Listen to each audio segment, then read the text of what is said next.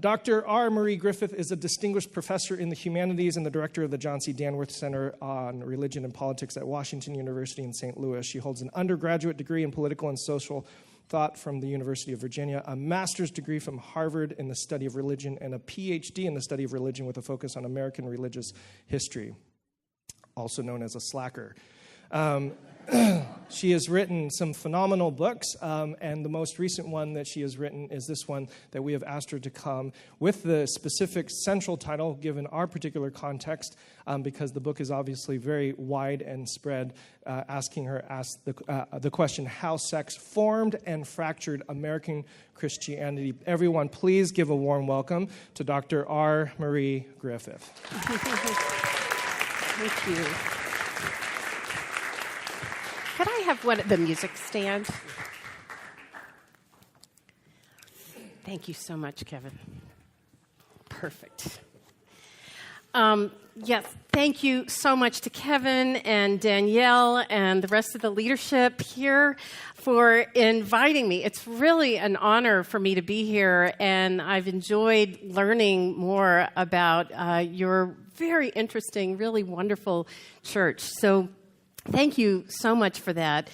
I'm happy to see so many of you here tonight, too, and I'm not going to pretend you're just here for me, but your numbers do sort of confirm what the church leadership here must know, just as all college professors know, too, that if you put sex in the title of an event, the crowds will flock. So thank you for being here. This is a very personal topic for me. I was raised in a strict Baptist church in the South in the years when the religious right seemed to be taking over both the Southern Baptist Convention, which was my denomination, and the Republican Party, largely around issues of gender and sexuality. The Southern Baptist Convention, you may know, eventually came up with the wives must submit graciously to their husbands credo, which had never been part of the Baptist faith before.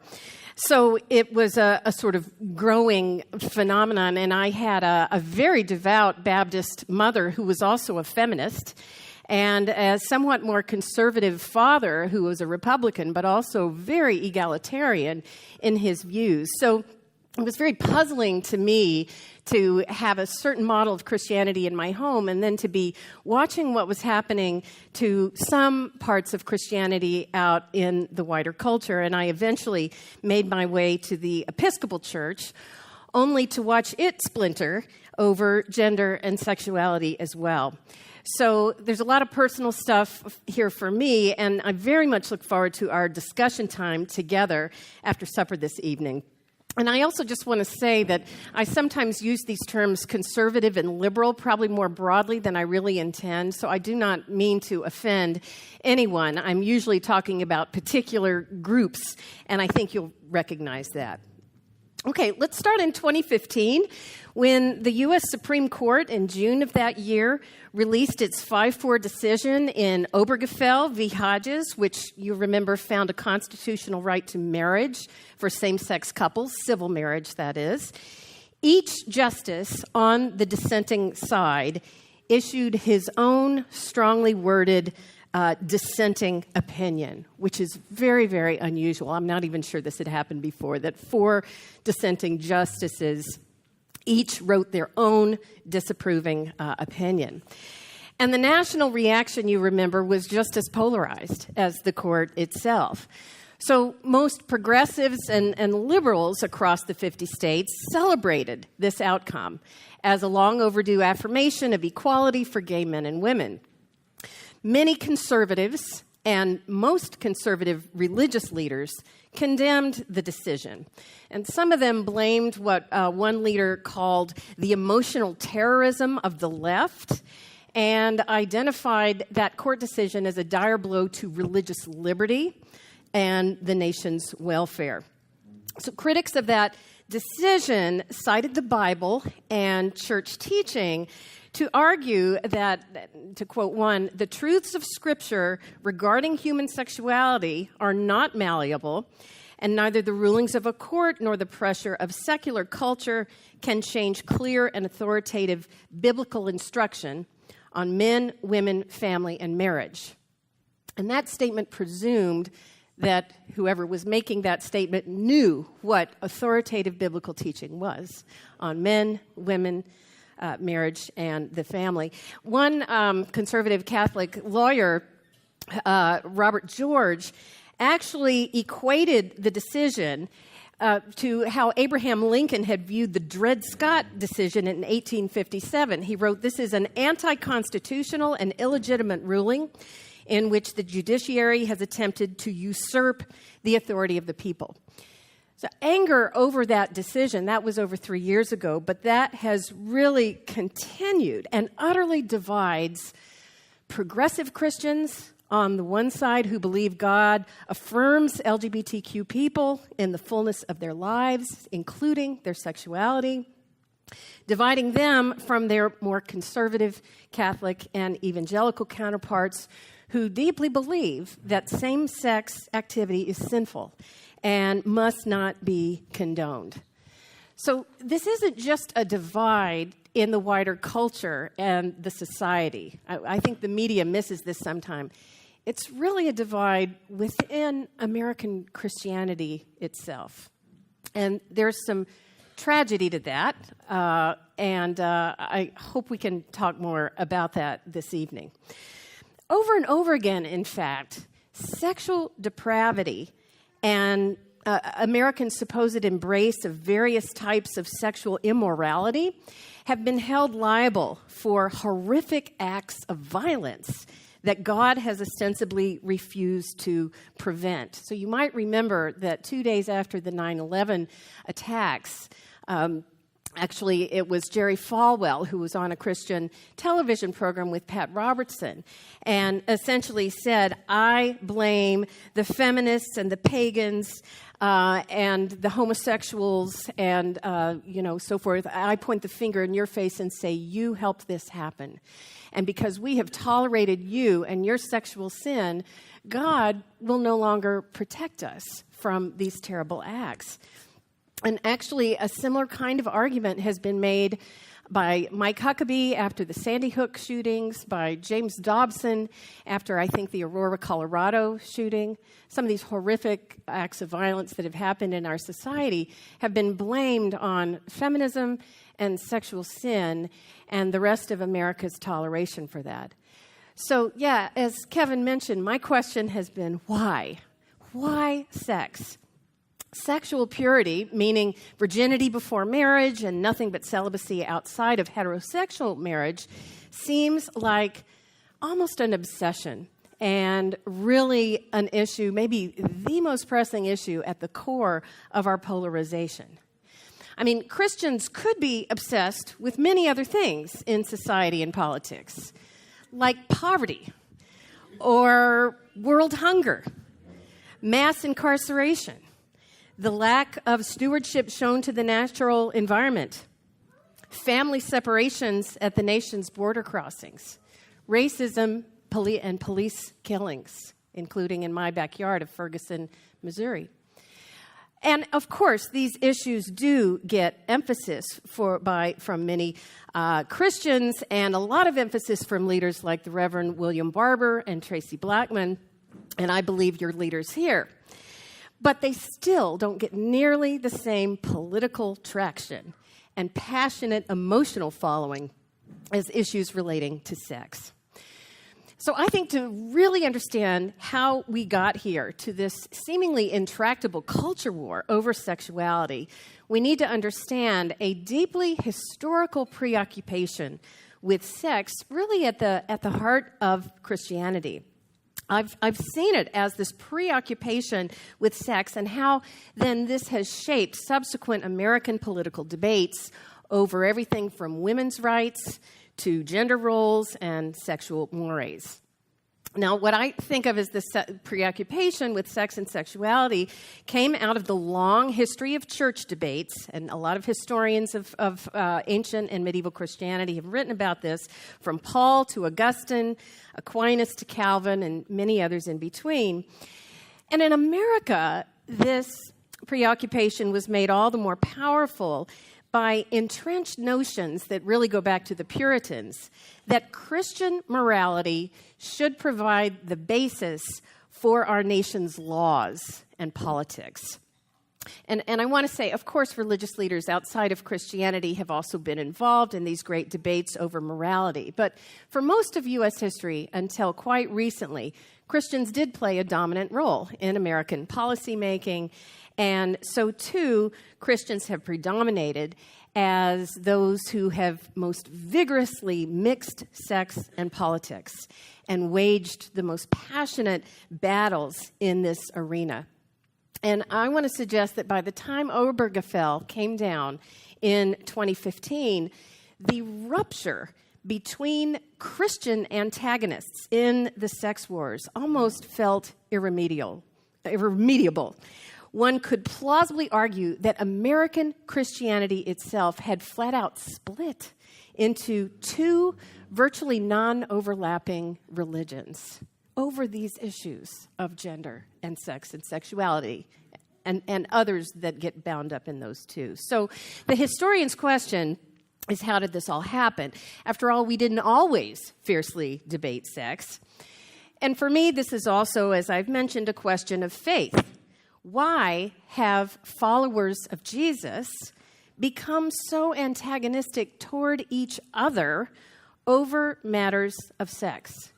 These questions about whether to ordain women, whether to perform same-sex ceremonies, and so forth and so on.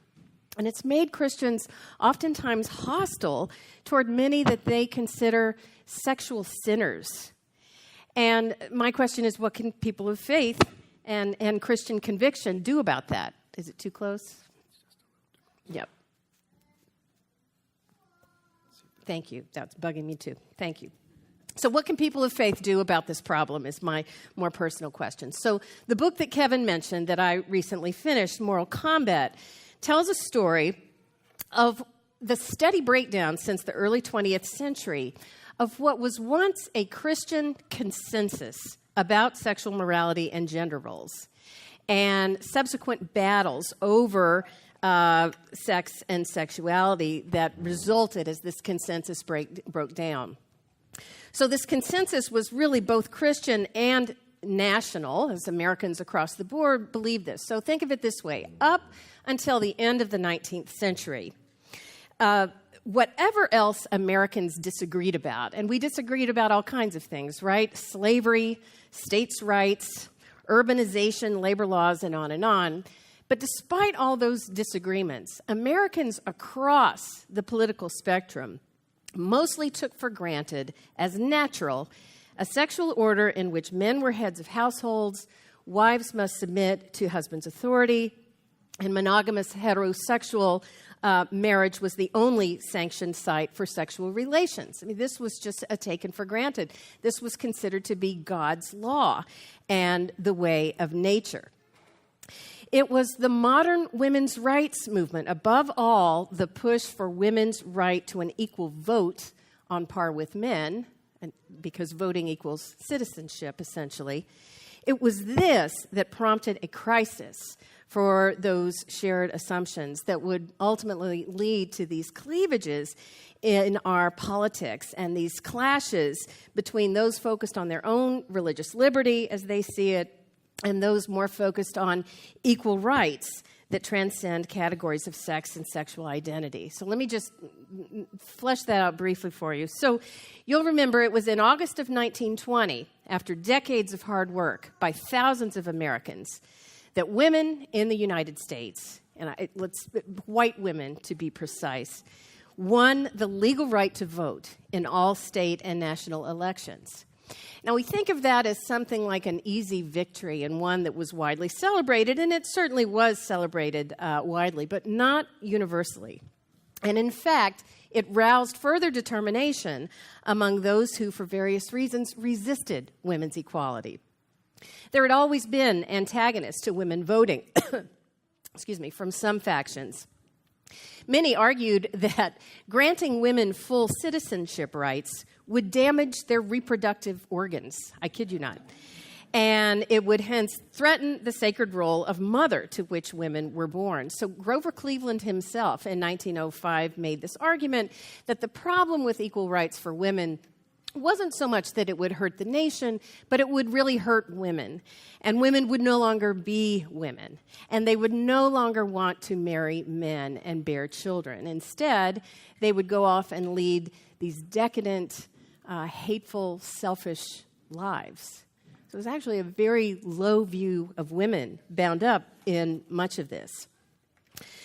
So after women got the right to vote in 1920, there were these continued efforts to restrict women's equality in other ways. And they took place most enduringly on issues surrounding reproduction, motherhood, and sex.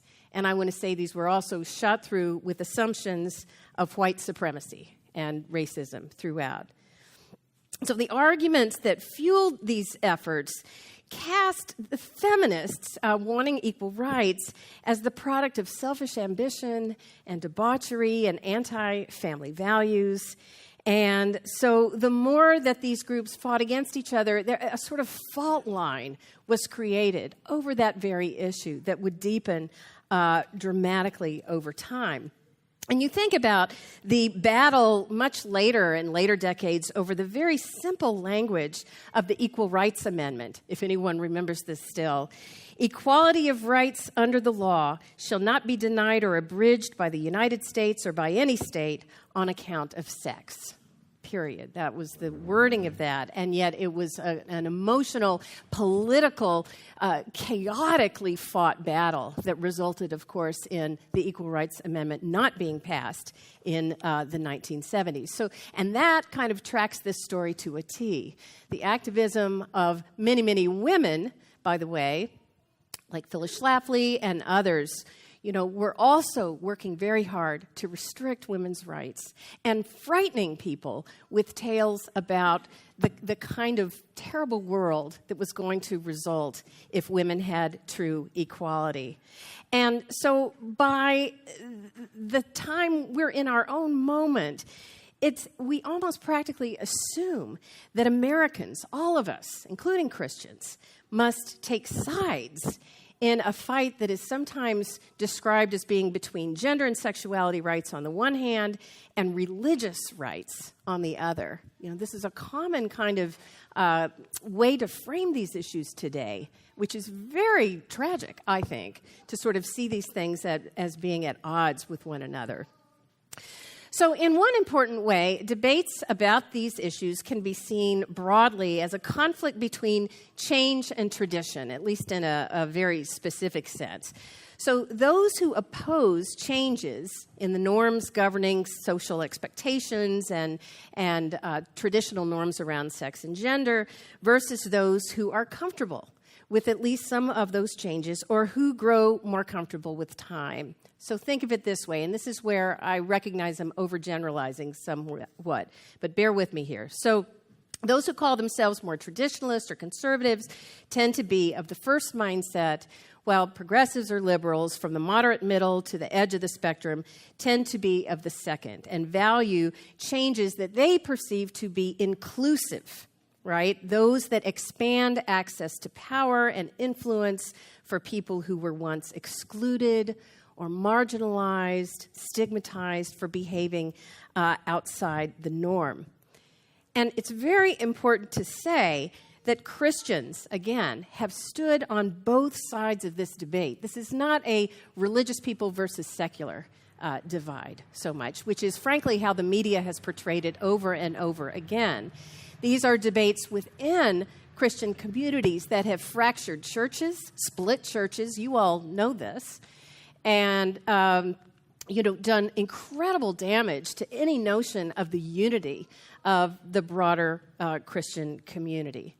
And I want to say, too, when I talk about traditionalists on the one side and more liberals on the other side, I'm not trying to suggest that there's only two camps, there's sort of two single coherent attitudes towards sexuality. There have always been people, maybe most people, whose position on some of these issues might lean more conservative, and on others they might mean more liberal, and plenty of people have stood in the ambivalent middle trying to determine what the right thing to do is. We can all identify with that. But ultimately, on any given issue around sexuality and the history that I'm trying to tell, the overall clash has ultimately crystallized into two general sides.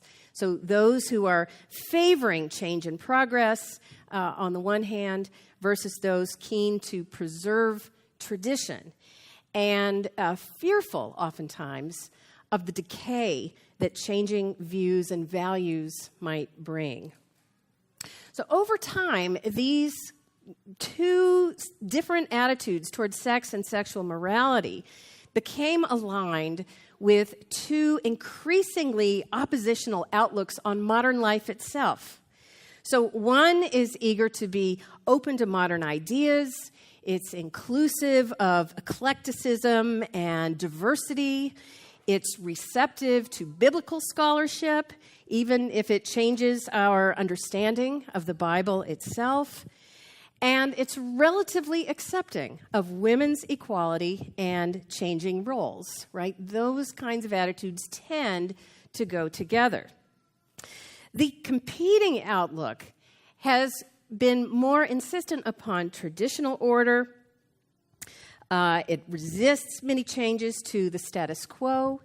It has typically perceived biblical scholarship to be threatening and therefore something to avoid. And it tends to be wary of shifting gender norms and changing attitudes toward sexual morality. Now, of course, these different attitudes have been live in many historical times and places, certainly in America. But once they were much less widely aligned with opinions regarding sexual morality. That's what's gotten bound up. So more and more, over the course of the 20th century, attitudes towards sexual ethics have signaled attitudes toward modernity itself. So this openness to changing sexual norms has often accompanied a growing sense of gender representing not so much a fixed category of male versus female or complementary classifications, so much as sort of, what some people in the academy at least think of as more fluid manifestations across a spectrum.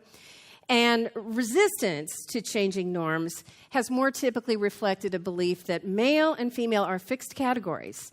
They are, the difference in reproductive organs is proof that the divisions are part of biological nature and God's divine plan. And so if male and female are these fixed categories and embodied oftentimes in men's authority over women and fulfilled in female chastity, followed by marriage and childbearing, then a lot of things fall outside the norm and are going to be considered not only threatening, but profoundly sinful and wrong. So I'm just outlining kind of in a general way how these attitudes have sort of come together. And what's important here is that these competing outlooks have sort of shaped each other and fed upon each other in kind of a dialectical process over time. So progressives may gain in liberalizing or legalizing certain practices, like think about birth control, which was legalized, over the course of the 20th century. Or sex education in public schools, which became a real thing in the 1960s and 1970s and has been quite controversial over time. So when the liberals have sort of won those battles, it has confirmed the conservative opponent's sense that modernity is sinful and has to be fought against, reacted against. And in turn, when conservatives have won the battle, so when they've managed to fight back and restore, what they see as the old values in some particular school board fight or around creationism, right, around different kinds of issues, that has confirmed the progressive sense that these issues are absolutely crucial to progress. And so these groups have sort of shaped and fed on each other and often fed on fear of their, frightening their own followers on both sides with the dire consequences that they want to say will come if that other side gets its way. This is partly how we've come to such a polarized moment today. And I want to say the special sauce, as it were, that has made these issues so very fraught and contested in the United States, in contrast to many other countries where these issues have not been nearly as fraught or a part of the politics, seems to have been a couple of things. And I would suggest that it's partly been a politicized wing of the all-male Catholic hierarchy and conservative Catholic lay people, and perhaps fired up by the nation's long history of anti-Catholicism, right, which is very real. Protestants used to be profoundly anti-Catholic. But that kind of politicization of a certain part of the Catholic hierarchy, combined with a highly politicized evangelicalism that has been deeply committed to gender hierarchy in the church, the family, and society at large. So as I've sort of looked at this history, I've seen what I think of as three core fears in all of this that have been stoked over and over again. The fear of women, which I've already suggested, or what will happen if women get equality. They won't want men. They won't want to be mothers. They'll leave their children, abandon their children. That one comes up over and over again as sort of a way to mobilize the troops on the conservative side. You also see a very common fear of the other, whatever the other might be. In some periods of time, that fear has been aroused around against African Americans.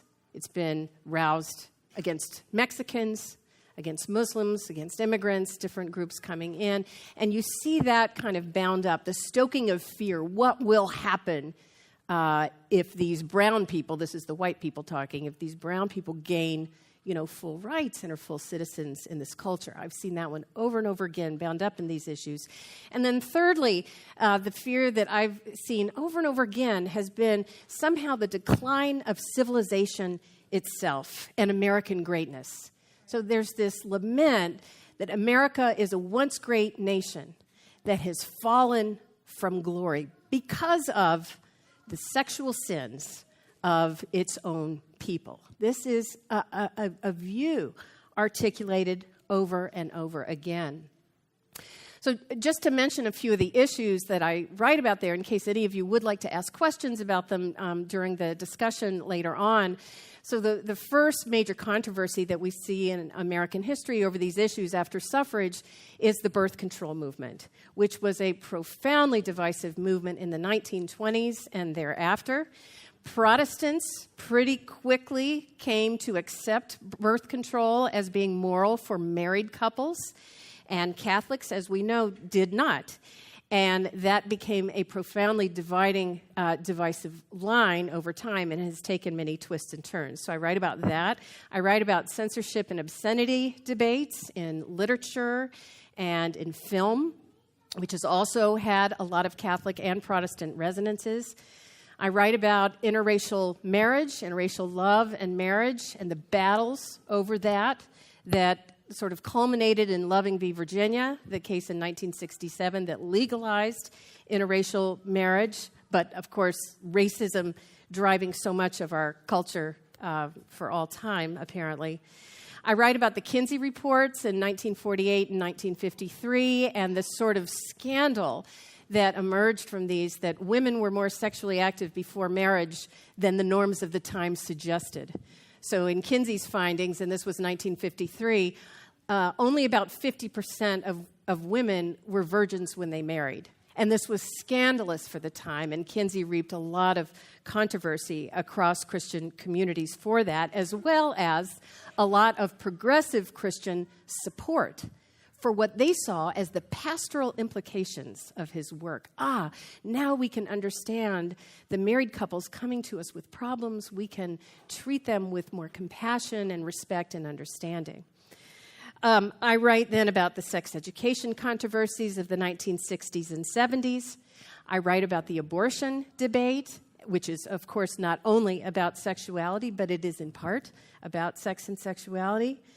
I write about sexual harassment and the very, very different responses to Anita Hill when she made the famous charges against Clarence Thomas, and then Paula Jones when she made even worse charges against Bill Clinton, and how very differently these cases were treated depending on what political side one was on very often.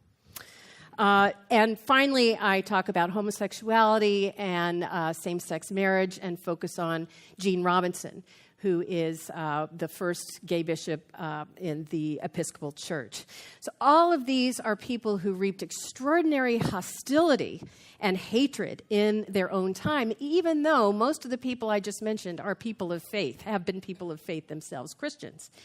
And their stories are just part of this larger unfolding conflict, really over the very meaning of morality. What does it mean to be a moral person and a moral Christian in the world? Now, what I've found in my research about Christian attitudes towards sexuality over and over again, and I want to mention this because I think this is really important, is a near constant resort by morally aggrieved parties who don't like the way one of these issues is going to claims of religious persecution and the unjust abridgment of their religious liberty, which I mentioned earlier, religious rights, right? So today's persistent claim, and we hear this over and over again, that the state is infringing on my religious freedom has actually been a pretty constant claim over the past century, at least. And to me, the evidence is very clear that these claims of religious persecution are most powerful and most successfully spread among lay people when they are attached to traditional Christian ideas about gender roles and sexual practices. So think about it. Opposition to even the public discussion of birth control in the 1920s was most successful when it claimed that women, if they were given the ability to prevent a pregnancy, would forsake their God-given role as a wife and mother. And this decadent selfishness would destroy families and impinge on the religious freedom of Christians to live in a Christian nation. Opposition to the literary circulation of writers from D.H. Lawrence and James Joyce to Henry Miller, James Baldwin, and Judy Blume was often couched as the necessary freedom for decent Christian parents to raise their children in a healthy, pure environment. And the idea often being that smut took away that freedom, right? Local battles waged by Protestants and Catholics against sex education materials prepared by public health officials gained fervent support by claiming that those sex education programs in the schools took away parents' freedom to teach their children what they wanted, what they believed was true and moral about appropriate sexual behavior, and that it introduced immoral possibilities to children over there. So over and over again, I could go on, this notion of that these changes and acceptance of these changes around gender and sex impinge on my religious rights. And certainly not all Christian critics think this way, but these are widespread, popular ways of thinking about religious freedom and religious liberty in ways that I think are very much worth our observation.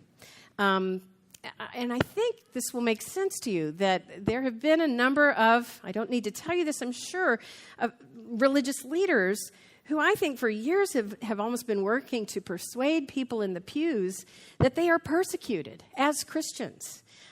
Feminists are taking away your right to find dignity in the role of a submissive wife. Or gays are taking away your rightful access to clean entertainment and a wholesome culture for your children.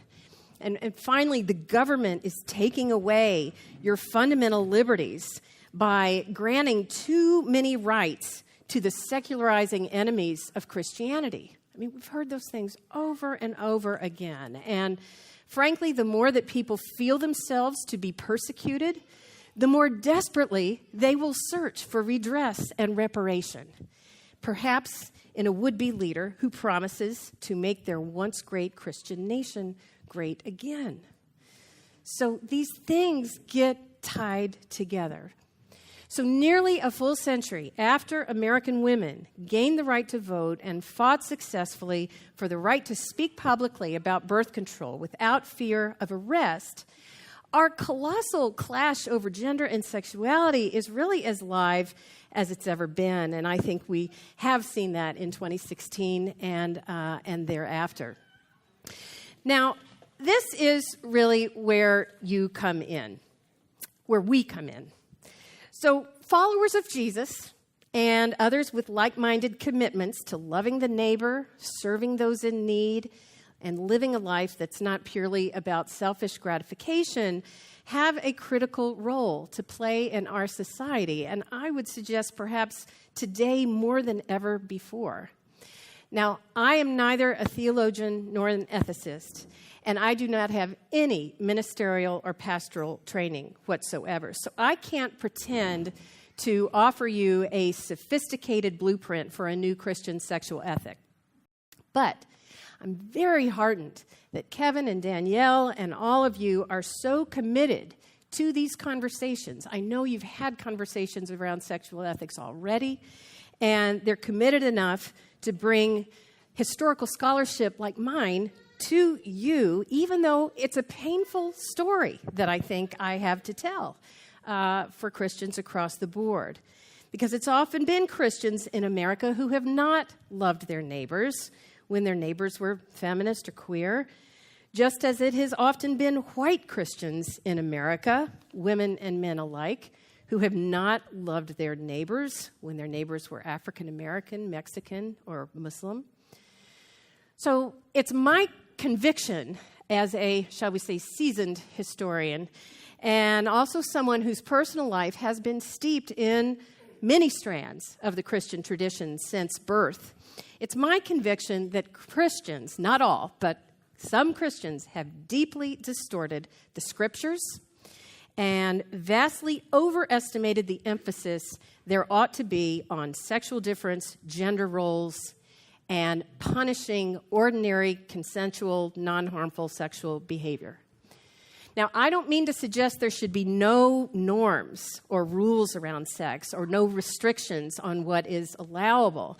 But I do think that the rules that I'm guessing many of us were taught as God's obvious truth are not so obvious after all and deserve some major rethinking. And the tradition won't fall apart if that happens. So it's time, I think, for a new sexual revolution.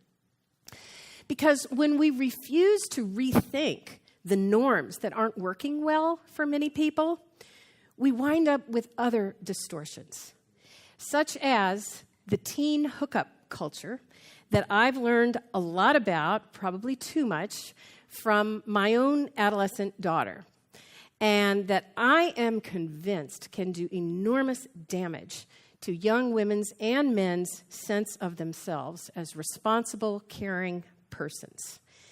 Getting drunk and rebelling against the norms of old is not a sexual ethic. But because there has been so much for people to rebel against, and so little attention paid to viable, healthy alternatives to outmoded prudery and misogyny, I frankly think the sex lives of many young people are chaotic, self-destructive, and destructive to others. And I fear to think about the long-term consequences of the hookup culture in a youth culture already made profoundly lonely and even depressing because of things like social media and the desperation for likes. I don't think it's just because I'm an old fogey that I do worry about my own children's loneliness and their capacity to sustain loving relationships of any duration.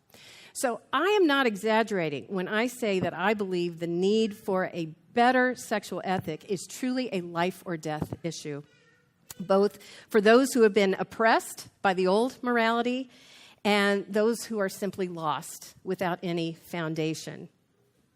You know, the Obergefell decision recognized the urgency of these questions. If you read it, you know that Justice Kennedy, who read the decision from the bench, started with, "The nature of injustice is that we may not always see it in our own times." And I think much can be said in the same way about the church's long antipathy toward the equality of women with men and of LGBTQ people with so-called straights. The nature of injustice is that we may not always see it in our own times. But once we do, we can start to do something about it. So thank you.